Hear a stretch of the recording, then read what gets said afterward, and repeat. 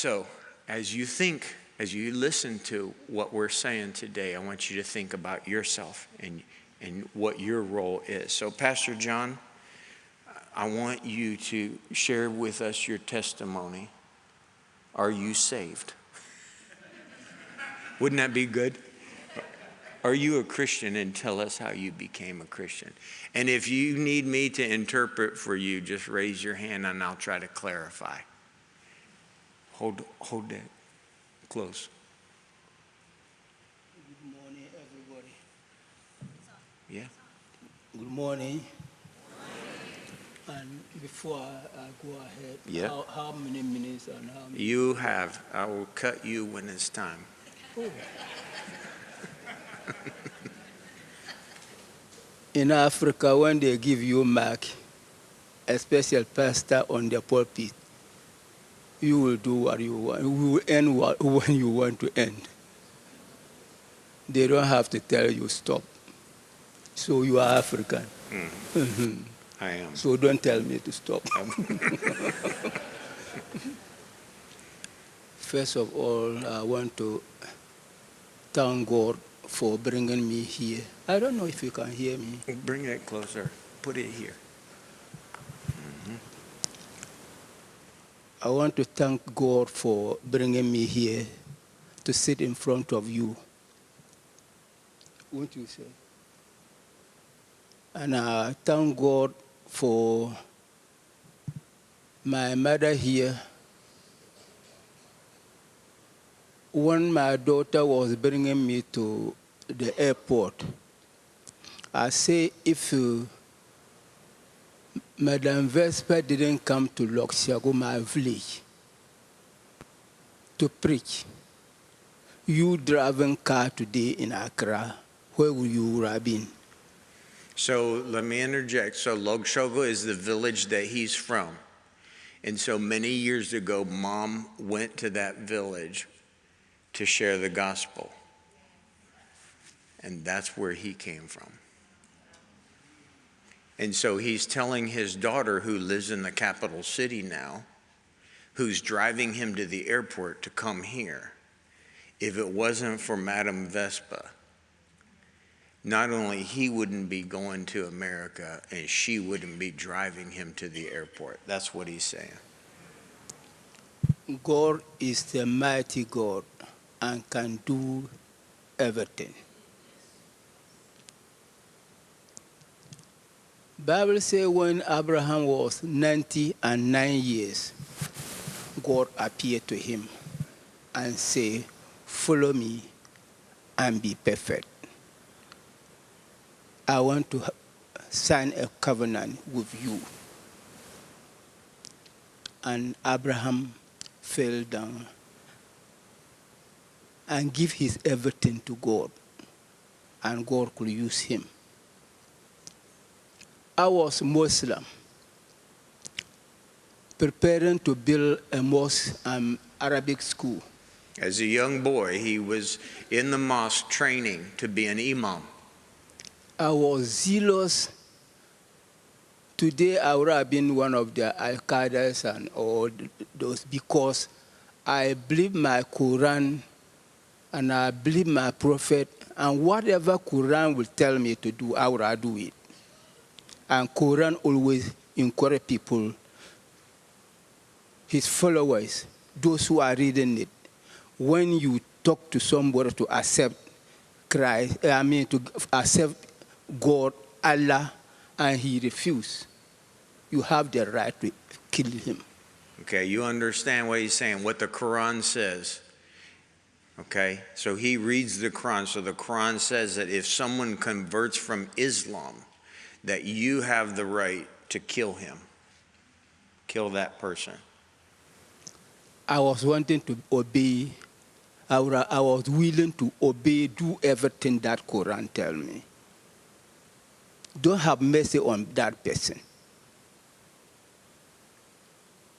Kill him so that others will see and fear. So fear is a big thing. So they want to kill the convert so that fear will run through the people and no one else will convert. God just grabbed me from that religion to him, not myself. I have no time with Christians. Anytime they are preaching, in fact, one day, my village, they still ask me, one day I did attack them when they were coming. My father sent me to a Malam to read far away from our village. And that time, Madam Vespa came. When I came home, I hear that my brother has converted to Islam. So, I mean, from Islam to Christianity. so when Mom went to the village, his brother converted while he was in the mosque far away, still in training. So when I came home, they told me I was mad at my brother. What a disgrace, being a Malam, top Malam in the village, and my brother being a Christian. That's abomination. But one day, I went to his room, saw his Bible on the floor. I don't know how that happened. And I respect this word of God to put it on the table. So he went in his brother's room and the Bible was on the floor. Quran shouldn't lie down on the floor. So he respects the Quran, so he thinks the Christian should respect the Bible, and the Bible shouldn't be on the floor. It needs to be up. I didn't know why I was looking for my brother's room. It's God who directly sent me there. And when I saw the Bible and I picked it to put it in some place, and I hear a voice and say, open it and read. You hear what he's saying? Okay. So no Christian would have come closer to me to preach to me to accept Christ. So when I begin to read the Bible, it's telling me about the love God, who is a lovely God, a Messiah who died and to save people. Messiah who gave himself to die for sinners.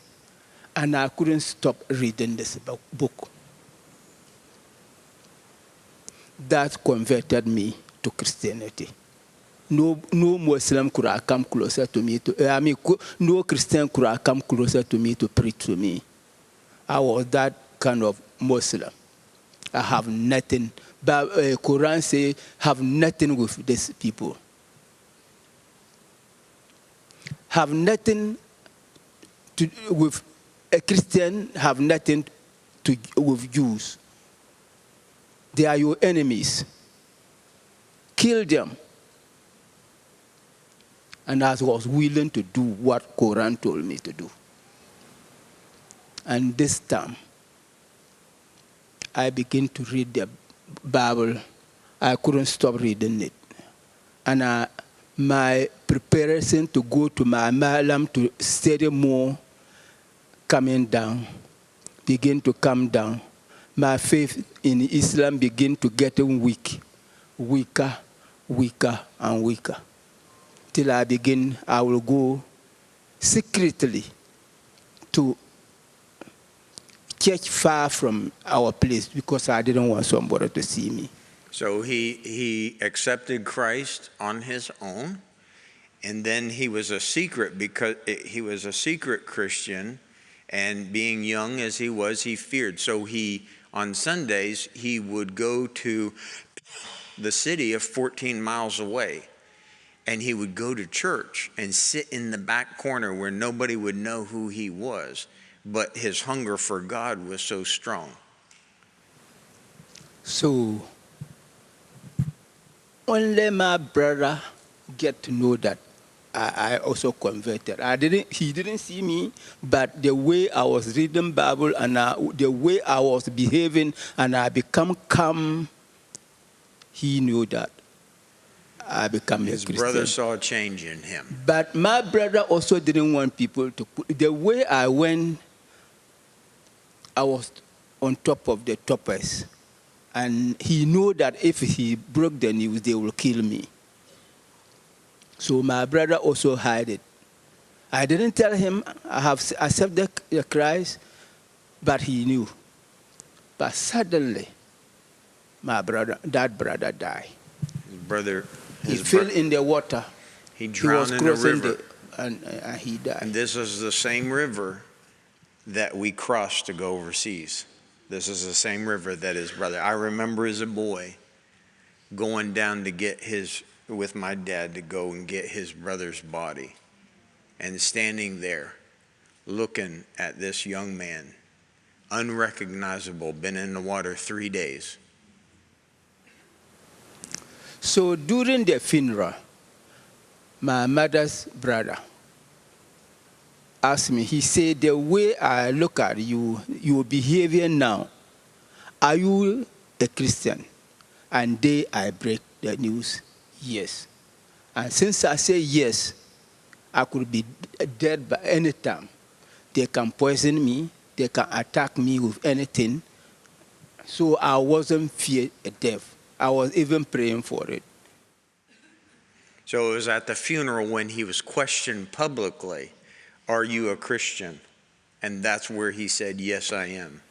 So I came to Reverend Vespa's house, and they were packing chairs into the truck to go to the village. And I also joined them. That day, they can remember. So at the Bible school, mom and dad would load up the students and put chairs in the truck, and they'd go to the village to have service and evangelize.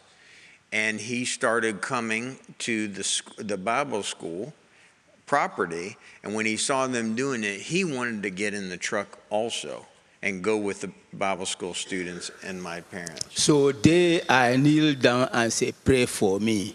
I want to accept Jesus. So they prayed for me, and I joined them to the village service. Then finally, everybody knows that I'm a Christian. So my uncle, who is next to my father, said, never will you do this to me. So I was sacked from the house. So he was kicked out. He was kicked out of his house when everybody knew that he was a Christian. Now. That was when you were 17 years old? Yeah, about 17. Okay. Where to get food to eat, then I begin to go to them. And I didn't tell them this is the situation I'm facing. I didn't tell them they kicked me from the house. I didn't tell them I can't get anything, food to eat. I would just come and say, I want work. Give me work to work. And they would say, no, we don't have work. Then I will go hungry again to their house.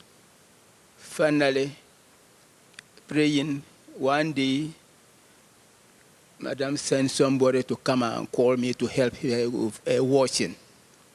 Small like that. They adopted me. I became their son. Then life began to change better to me. So he came to Dad and he wanted any kind of work. So he started washing clothes for us, and we would pay him. He started cutting the grass. Then he started taking care of Dad's garden. And then next was the rabbits. And when he took care of the rabbits, there was so many rabbits. John, yes. They gave rabbits what? The whole north, all the pastors, Reverend Vespa give a pastor, a rabbit, male and female. The whole, to start it, even some of the Christians, not pastors alone, to start because they were so many. God used me to bless him because he blessed Potiphar for keeping Joseph. God really blessed his garden. Madam can tell he will take tomatoes was like a very big ones.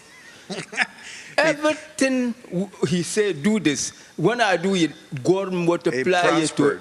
It's prosper. All the pastors got a male and female rabbit, and many Christians. And then the garden, the tomatoes were huge. One, you just have one in your hand. It was that big. You can grow a banana in the north, but the garden, madam, you can tell them, but the garden, banana, hey, they were distributing it, and madam can make a banana cake or a bread, banana bread. Hey, she know how to do it. Then you started with chickens for my. He had me chickens. Oh, the eggs. God bless the chickens. And just like if I read Potiphar and Joseph, only they didn't treat me bad like Potiphar did. No, we didn't treat you bad like Joseph in Joseph's house. I become David senior brother. And David can run around in the village. His father get him motor. Hey, don't talk about me. The father give him a little motor. And in the village, that time there are no motors. When he took the motor in every place, David. Every child want to be his friend because he took them on their motor, back of their motor and ran. And then you started helping clean in the house. Then, one day, because they didn't have worker, one day their worker just walk away. He doesn't want to work. And then I get opportunity. They call me to take that job, and I start that job. So just to be clear, we had people that worked for us, okay? They're not slaves. They worked for us, and we paid them. And that's because mom and dad taught in the Bible school. So when they would come out of Bible school for lunch, the lunch had to be ready so they could eat and then go back to teach in the Bible school. Mom and dad taught in the Bible school for years and years. No electricity, no fans, no air condition. And it's hotter than here. For years. Very hot. It was very hot in the north. Very. So then you started going around and witnessing to the Malams. Then since I get a job and I know I can feed myself, then I took the Bible, the whole area, all my Malams, all the friend Muslims, everybody, I took the Bible and go and preach to them. I give them because Bible says I should do it. So I obey the Quran, I will do for the Quran. I obey the Bible, and I went any place to preach the gospel. So this was back in 1973 when you started going to witness to these Malams, and then you started going to the different villages and witnessing and opening churches. And in his lifetime, more than 40 churches he's opened.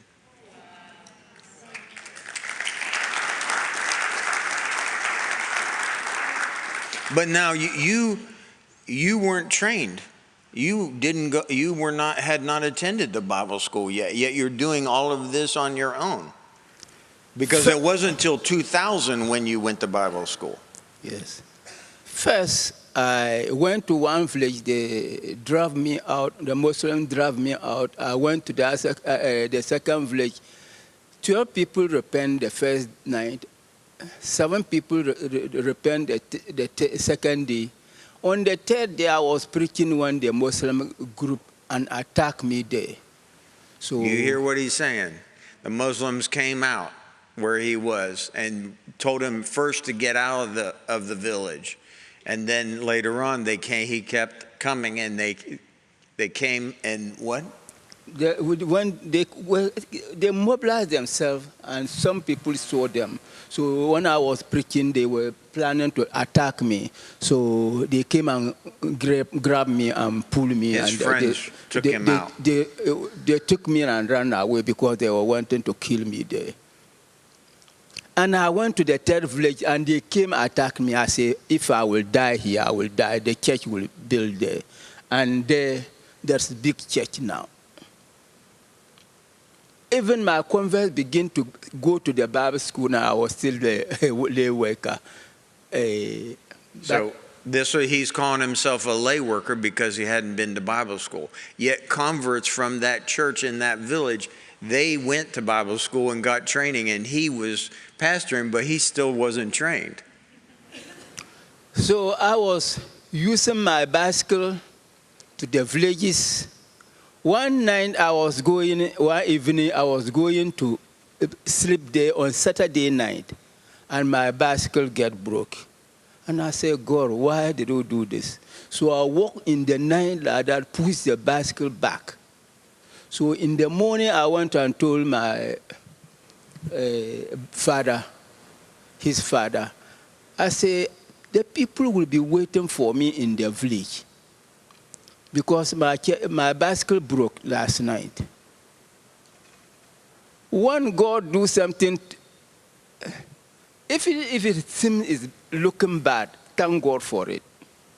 I said, why did God allow my bicycle to spoil? So in the morning Sunday, when I went to tell him, ask for a lorry, he said, I will go with you. So he's calling it a lorry. So a lorry is a truck. So because his bicycle was broken, on Sunday, he needed a lorry, a truck. He needed to get a truck to ride the truck to the village. Yep. So my father, Reverend Vespa, said, I will go with you. So we drove long way. He said, is this here you coming in the night? I said, yes. He said, don't go with bicycle again. Anytime you want to go, take the car. Instead of riding bicycle, I'll now have car.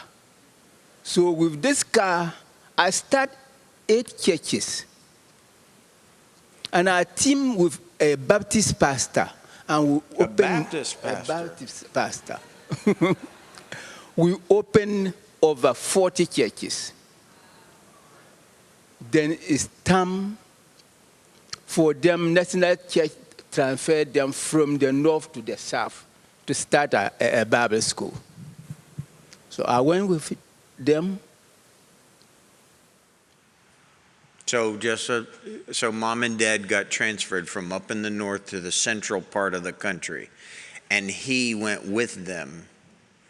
Okay, and when he went with them to the central part, then he started opening churches in the central part of the country.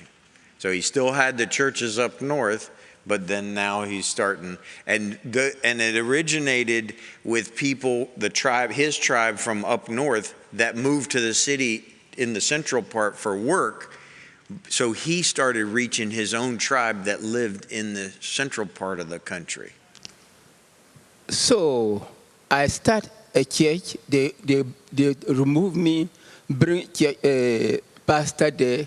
I start another church. They remove me and bring another church because I lay worker. Because he was a lay worker and he hadn't been to Bible school, when he would start a church, the denomination would remove him and put in a trained student. And they kept doing this. And I opened my own trap at the Gombas church. And God spoke to me to take care of that church. And when they were coming to remove me, I said, never. So it is my mother who called the general superintendent and told him they are going to remove John again. And he does his tribe. So the general superintendent say, no, you can't remove him, but you have to go to Bible school. So in 2000, you went to the Bible school. Bible school. And how long was the Bible school? Because they already knew what I was doing, they gave me only 1 year. So he went for 1 year because he was pastoring this other church. They already knew what I was doing. They know my standards. So yeah. Then, so 2001, you started the girls' school. Then something happened to me, and I never knew why God allowed it to happen to me. Because I married and have children. And I told my first, I don't know, maybe here you don't care about it. In the north, because we are farmers, every man, when you marry, you think that your first son will be, your first child will be a boy, so that he will be helping you. So we In the have it farm. in the man. Yeah, in the To farm. help you in the farm. So I married first girl, second girl, up to 6 girls.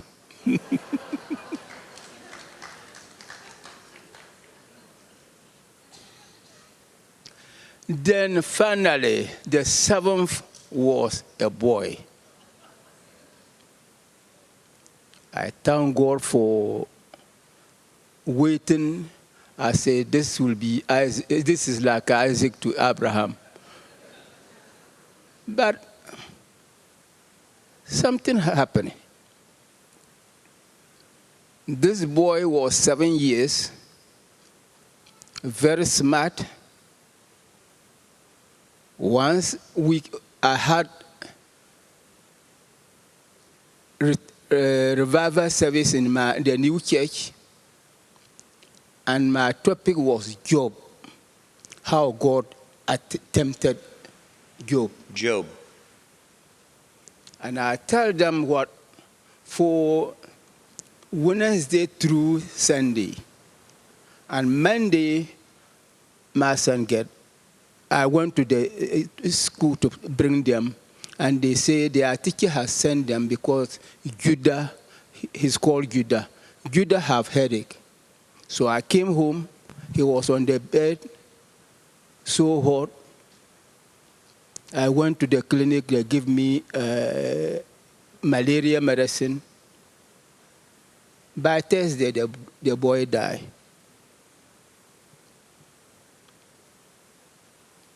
And I couldn't understand why God did that to me. The boy was smart. My mother can tell you, I couldn't understand why. So I start a school, call it Judah Mahama Vocational School, to reach poor street girls, street boys. And I'm here to thank you so much. When I came here 5 years ago, we talked about that school, about that girls. David been there, encourage them, talk to them. Yeah, every time I go. You've been supporting this church really you are doing the heart of the Father's work. You are doing what God, our Father want you to do. Jesus said when he come back, he will set a throne and divide. I think it's only Christians he's talking about. That he will divide the people into 2 groups, one on the right and one on the left. And he will tell those on the right side, you are blessed by my Father, because I was a stranger and you invite me into your house. I was homeless. I was naked. I was hungry, so on and so forth. And you did all these things. And they will ask him, when did we see you? You never see Jesus. Are we? I never see him. But because you do it today, even the least, the children in John Mahama Vocational School who were on the street, hopeless, they don't have homes, and you do that. Today I'm rewarding you. Your reward is in heaven. Your reward is in heaven. Jesus noticed all, he's writing everything. That 2 books were open, and they were judging them according to what was right and what you are doing to us. Some of them are fatherless, motherless. I will show you that girl when you come. The father died when he was small.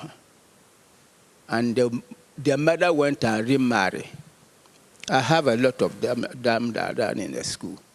So they give her to this little girl Yeah, too. so let me explain that. So in his tribe, the family will, let's say that her father, you have mother and father, and you have children.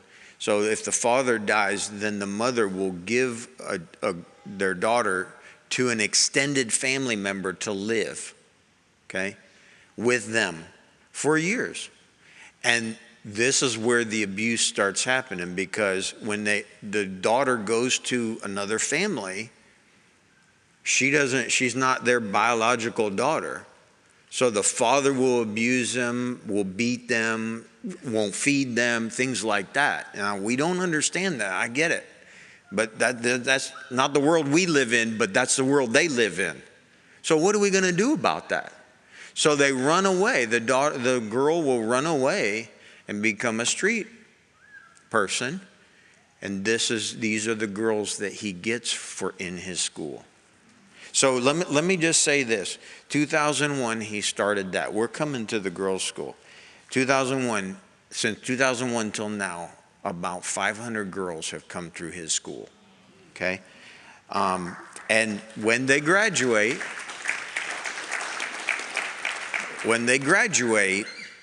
as a gift, they get a hand-cranked tabletop sewing machine. So we're going to come to that.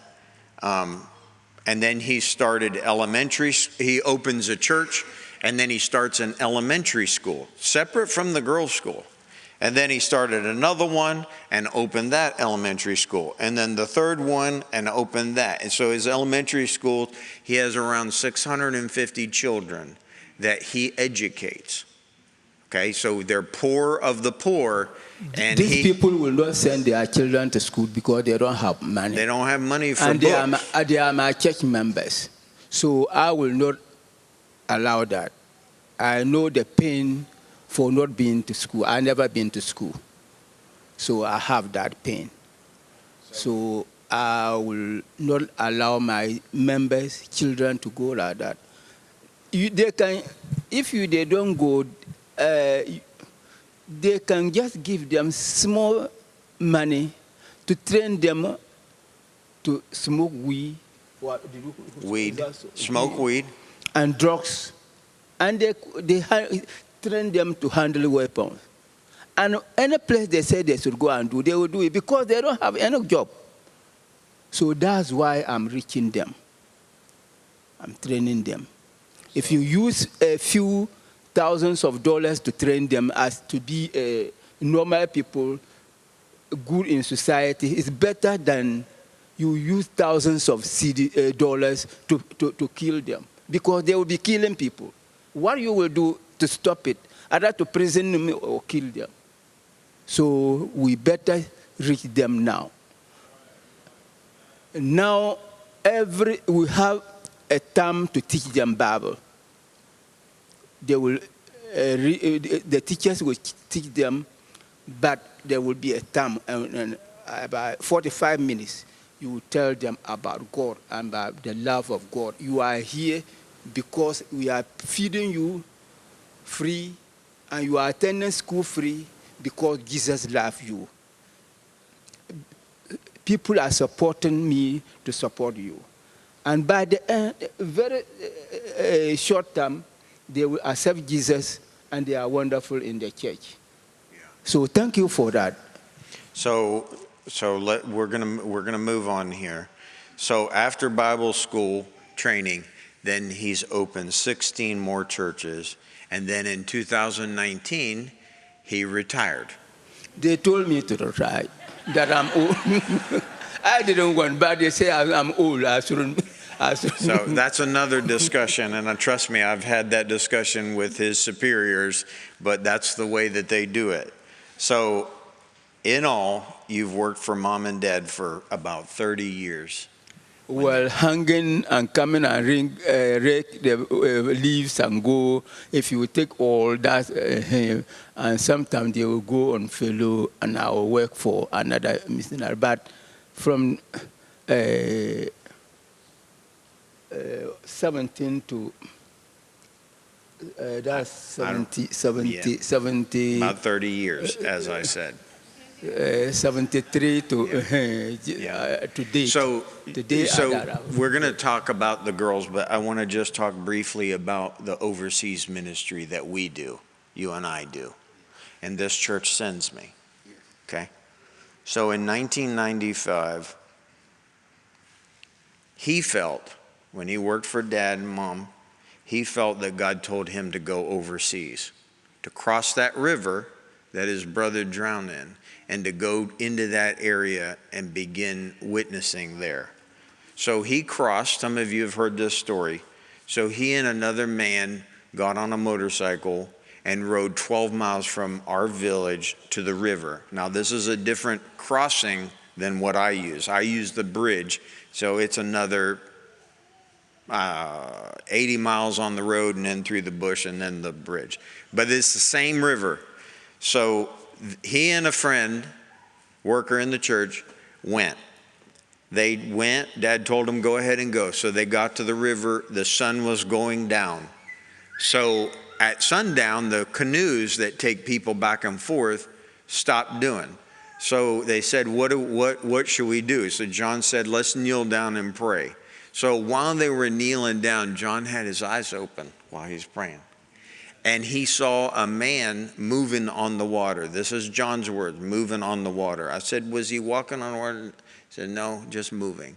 So they hollered to him and said, hey, can you get that canoe over on the other side and bring it to us and take us across? And the man agreed. So the man went, untied the canoe, came to them. They put the motorcycle in the canoe, and they got in and went to the other side. Removed the motorcycle from the canoe and got out. And when they turned around, there was no man there.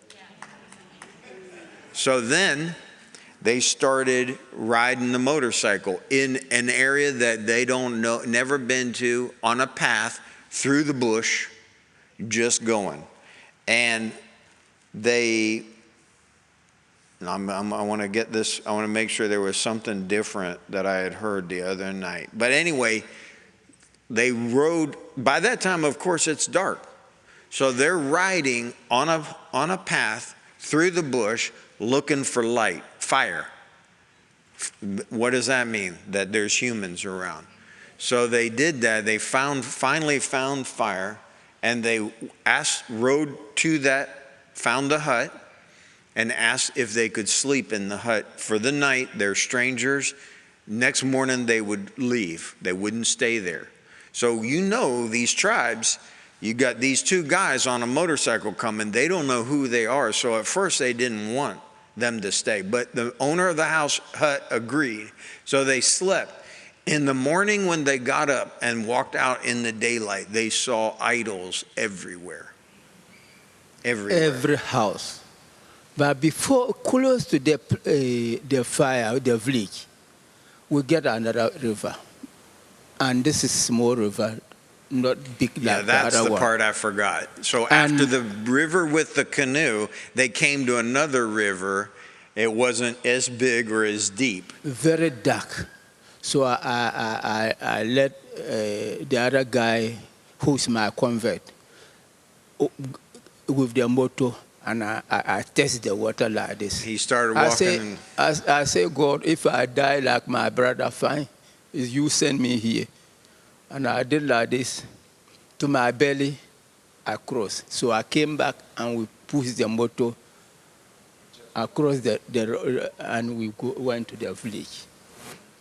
And later on, I came to that river and I asked people, is crocodiles in this water? They say, oh, there are plenty of crocodiles. So God protected us from attack of the crocodiles, and he made us through. So in 2017, I'm trying to progress through 2017, Enrico went to Africa with me. And that's when John told me about overseas. I didn't even hear, I never heard of it. And I was like, what are you talking overseas? And they said, because the river in the rainy season is so big, the Africans say it's a sea. So they're going overseas. So they're the ones that called it that. And then, so when he told me about it in 2017, I said, I want to go. And he said, you want to go? And I said, yeah, I want to go. I want to go to this area and I want to begin evangelizing in this area. So then I went in 2018 with David and Philip. And then 2019 when I went, the river was too flooded and we couldn't cross. So that's the year that we then preached on this side of the river, and we went to the Broken Bones village. I don't know if you've heard me talk about that. So we went to the chief, we greeted him, we told him we wanted to have a crusade. He said, do it right here. And this is the village that people come from around the country with their broken bones, severe bones. And the chief and his family boil a root, and they put this like a paste almost on these bones, and they say that the bones heal faster with this. It's not superstitious. It's a natural remedy. I don't know if they do it in any other part of the world, and I'm not here to argue or debate that, okay? All I know is they have huts all around, and people come. The broken bone person comes, and a family member comes to take care of them and cook for them. So it was right there. And so we spent the day going through them, all the huts, and praying for them. And we told them about the crusade that night. And of course, they're laying on the floor with their leg is broken or their hip is shattered or whatever. And so that night, when I went to preach, I told them to turn the PA system up that we rent. And so we turned it up loud, and so they could hear. The chief came, his elders came. I was able to pray for the elders that night. So we did the normal service like normal, and we prayed for the sick in general. And then I didn't know this till weeks later when I came back to America, that they said the following, and so I left. Well, I left to come back to America. Even that night, we didn't even sleep in that village. We went back to another village. So the next morning, when the family members woke up, they found the people with the broken bones standing up and packing their things. And the family members were saying, wait, what are you doing? We are going home. They said that we're going home. We were healed last night, and our bones are fine, so we're going home.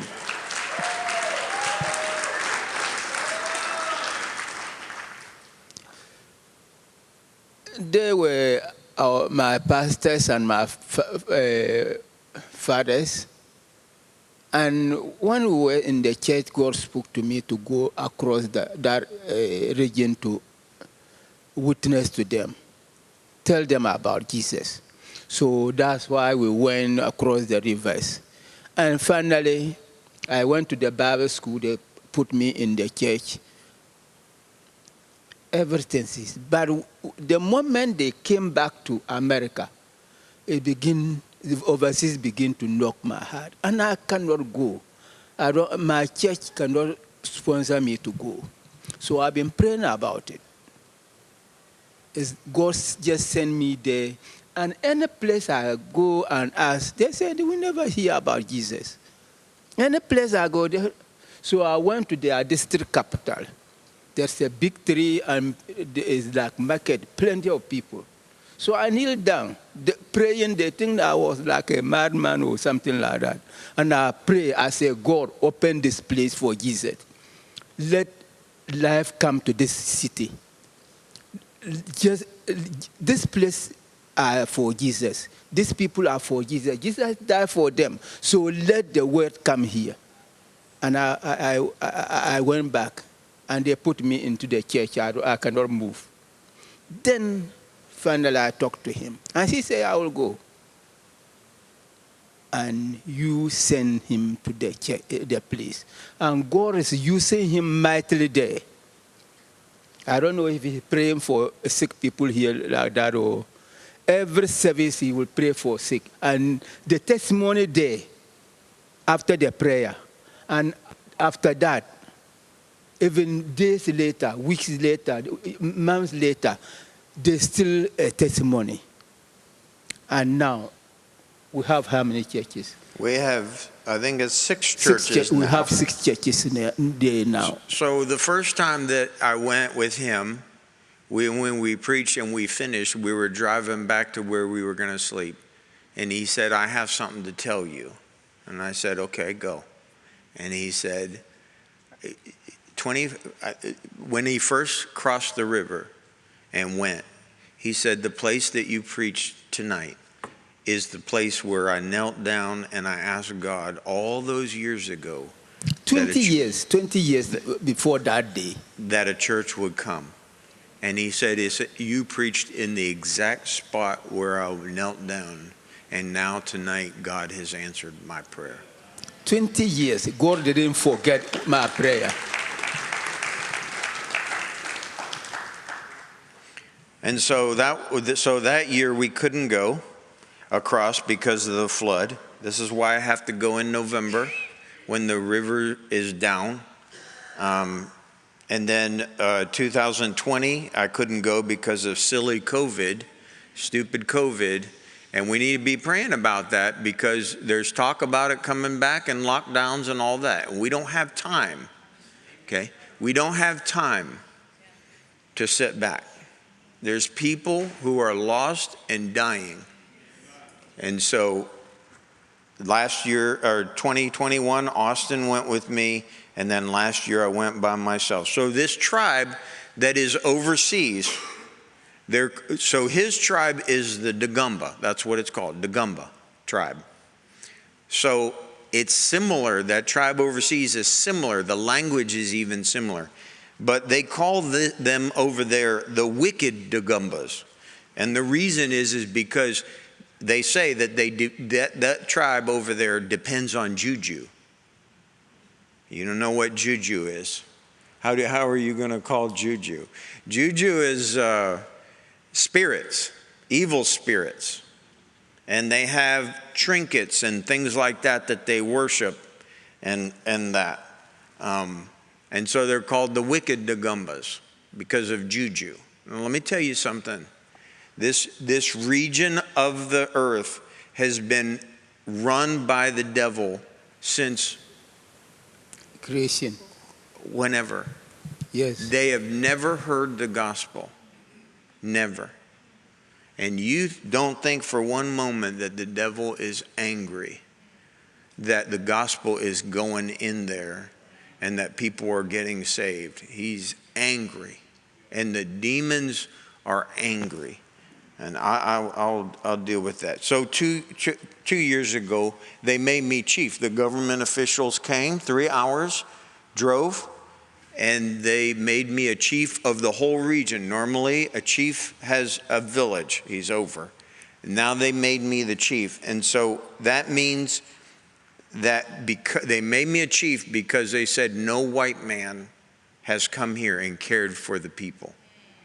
So they made me a chief, and that means that I can go in any village over there, and the Muslims cannot block me because I can tell them that I'm a chief and that the government made me that. Okay? So now this year, we normally open 2 churches every time. This year we're going to do 3. 3 churches. We plan to do 3. We already visit all the villages and inform them. They've selected the villages. They've gone to the chief and told them that I'm coming. So in November, early November, he will come. And we will cross the region again to see what God is going to do. And God is doing mighty work there through you. Just as a praise report, so 2 years ago when I was leaving the overseas region with Austin and we were driving, John was in the back seat. John sits in the back seat. He always wants me to chauffeur him everywhere. He doesn't drive. I do all the driving myself, preach myself, whatever. John sits in the back seat. as like he's the chief. So I just let him sit back there. He can think he's a chief. It's okay. I learned it from our father. when I learned driving, he went to sit by the back seat. So exactly where he was sitting. That's why I'm your senior brother. So 2 years ago, when we were leaving, when we were crossing the bridge, I said to Austin, I said, you know what? I need my own vehicle instead of borrowing and try to find one and all that. And I can tell you that now we have a vehicle. You guys have helped us. John picked up the vehicle. The vehicle is in his possession.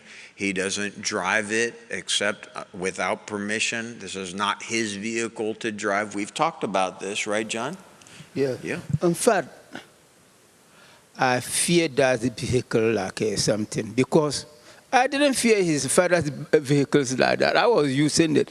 But this one, oh, my vehicle, my truck, I don't want anything. In fact, I cover it, and in the night, I will wake up and come out and look at it. Every night I will do, unless I travel.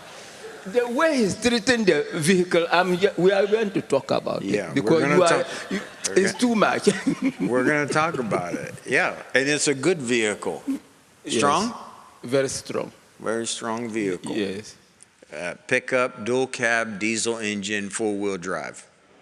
We'll just start right there. So, yeah, so we've got some things that we need to do. Anyway, I don't want to, we'll talk overseas another time. I want to cover the girls' school. So he told you a bit about them and where he finds them and where he gets them. Now in the school, as of now, you have, 32? 32 girls in his school right now. And they're runaways from various abuses. You don't even want to know some of this. Normally they're from 14 to 18, but you've had, how old? 8? Before I had 8. A girl 8 years old. She stayed in my house for 8 years before because she was too small. Then he's now married a school teacher, a very good home with 4 children. And I have an 11-year child now in the school. 11. His youngest right now is 11 years old, little girl, who will be with him, obviously, more than 3 or 4 years because she's so young. But, and so you teach them how to read and write, and you teach them numbers because of having to sew, that kind of thing. And you witness to them, and they become Christians. At the end, they will become Christians. They will marry Christians, and some of them will marry Bible school graduate students and become a pastor's wife. Totally revolutionize their life. That's another way of evangelism, to reach and reach. Mm-hmm. And so you feed them and you teach them trade like tie-dye? When they come to the school, they will take care of everything till the day they graduate and go. So he teaches them tie-dye. He teaches them how to make soap, and obviously the sewing as well. And Hot FM has given towards the sewing machines, and we bought the sewing machines. In fact, we're going to take an offering. It's going to go for the school. It's not for me. This is him. Okay? These are for the girls. And we've bought sewing machines. We've bought them food. You've sent me over there. Hot FM has sent me over there.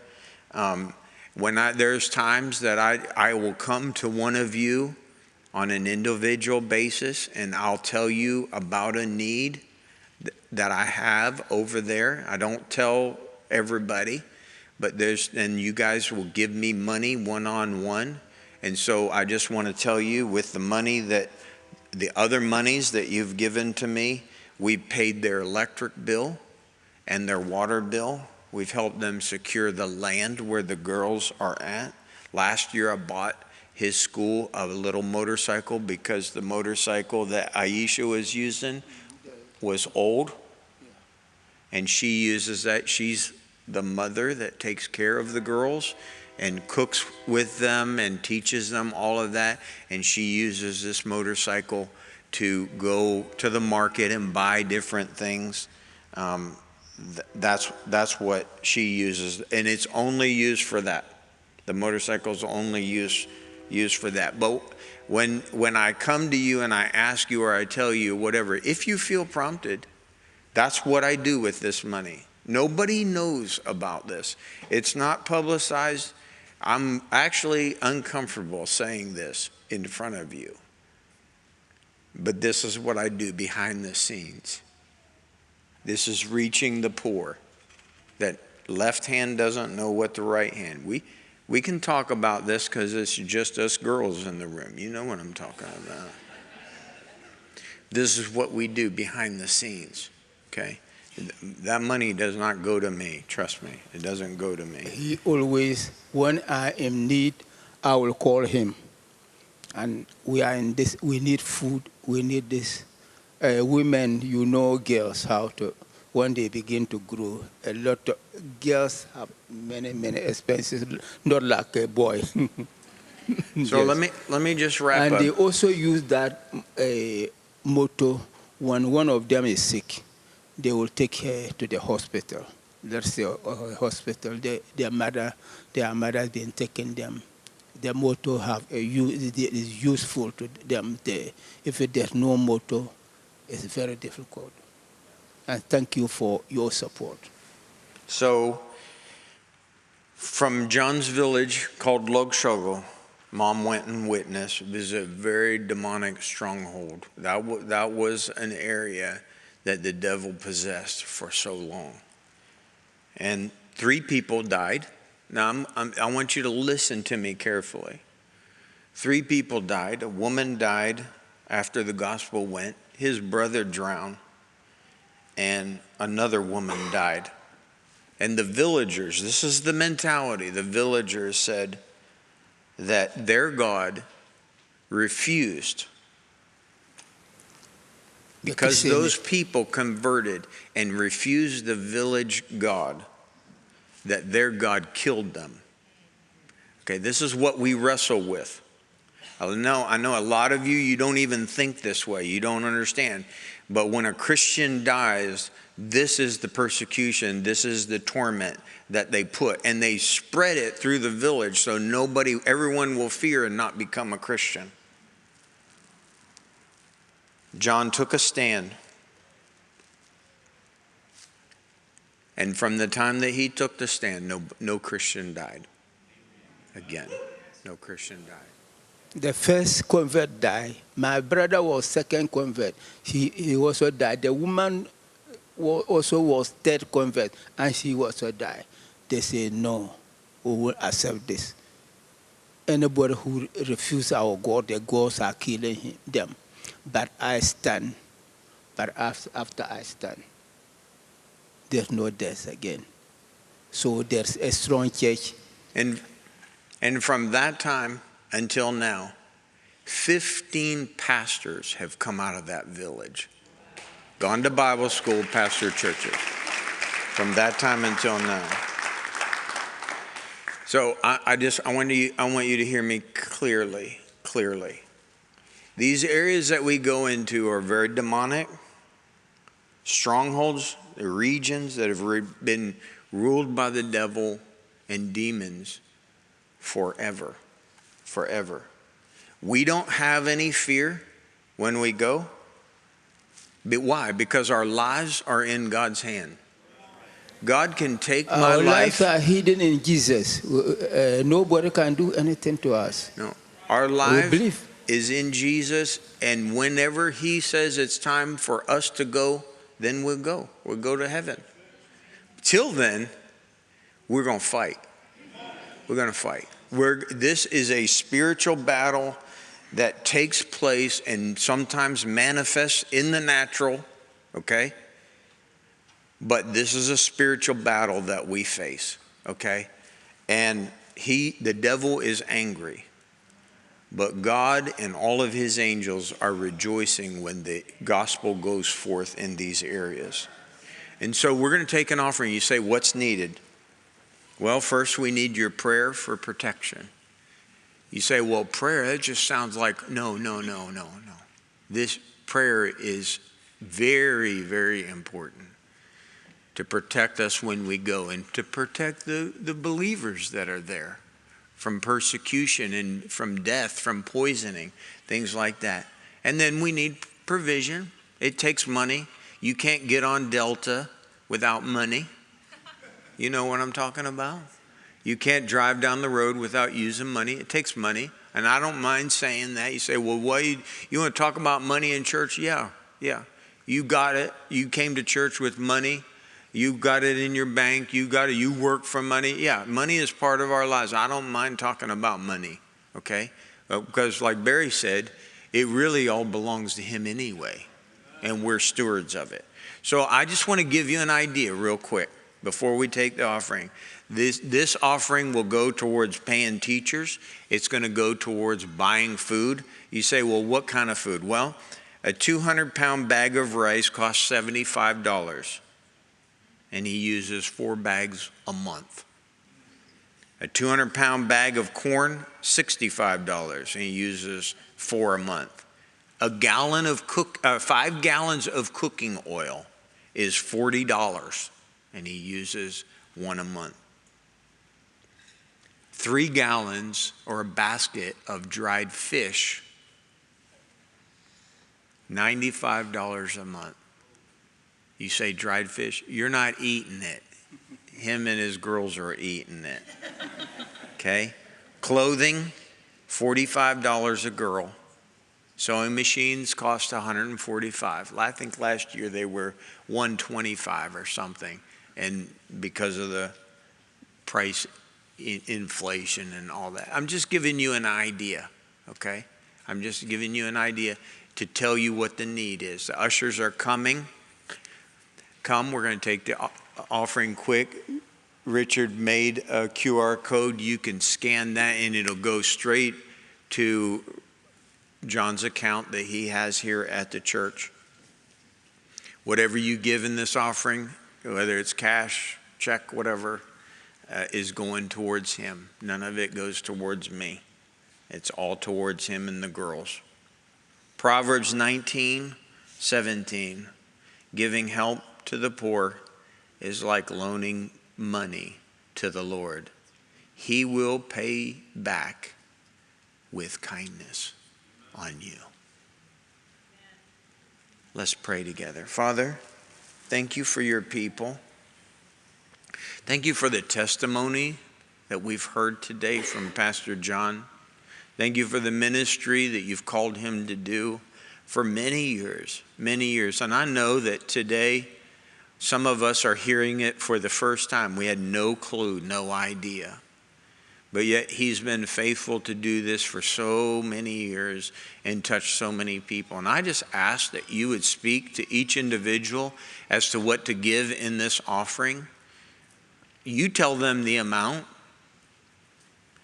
Let them be obedient to you. They can support him monthly through the church. We do that all the time. There's people here that do that.